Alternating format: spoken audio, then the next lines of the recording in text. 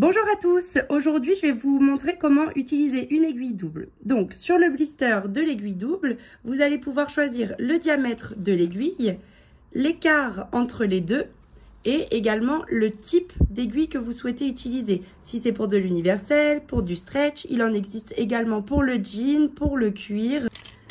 Donc la différence entre du 2,5 et du 4, ça va simplement être l'espacement qu'on a entre les dents. Entre chaque aiguille. Là, le 4 et là, le 2,5. Pour utiliser l'aiguille double, nous avons besoin de 2 bobines de fil, d'un porte-bobine ou alors d'un porte-cône externe. Et donc d'une aiguille double. Donc tout simplement, je viens dévisser mon aiguille. Je l'enlève entièrement. Donc je prends mon aiguille double. Comme sur une aiguille standard, vous avez un côté plat et un côté bombé. Je viens donc mettre le côté plat vers le fond. Hop, j'insère mon aiguille jusqu'au bout. Je serre à la main et légèrement avec mon tournevis. Maintenant pour l'enfilage, je viens donc mettre mon porte-bobine ici. Poser ma première bobine et ma seconde bobine comme habituellement.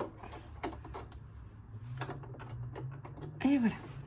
Donc pour l'enfilage, vous allez faire exactement le même enfilage qu'habituellement pour le premier fil. Hop. Donc la même chose jusqu'au bout. Hop. Et là, je viens enfiler mon aiguille de gauche. J'enfile mon aiguille de gauche manuellement. Je place mon fil sous le pied. Et ensuite, pour la deuxième bobine, je repasse exactement pareil que le premier. À la différence cette fois que je ne vais pas passer derrière la partie numéro 6, mais enfiler directement mon aiguille de droite.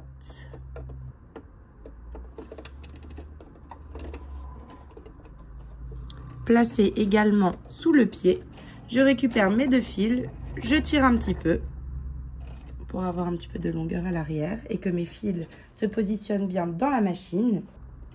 Donc pour l'enfilage de la canette, c'est exactement la même chose que d'habitude. Hop. Je place mon tissu, j'abaisse mon pied, je me mets sur le point droit centré et je peux lancer ma machine.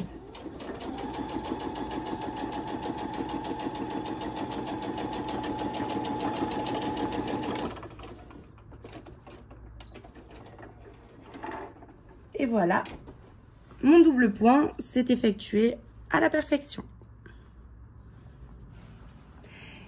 Idem si vous utilisez le porte-cône externe, à la place de mettre votre bobine ici, simplement vous venez la mettre sur votre porte-cône, ici, hop, dans l'autre sens, pardon. Vous faites en sorte que votre bobine soit positionnée, hop, comme si elle sortait de votre premier porte-cône.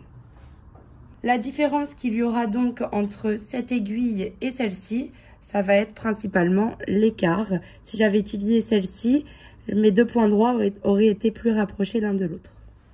Ce point est utilisé pour des coutures décoratives ou bien pour des jeans.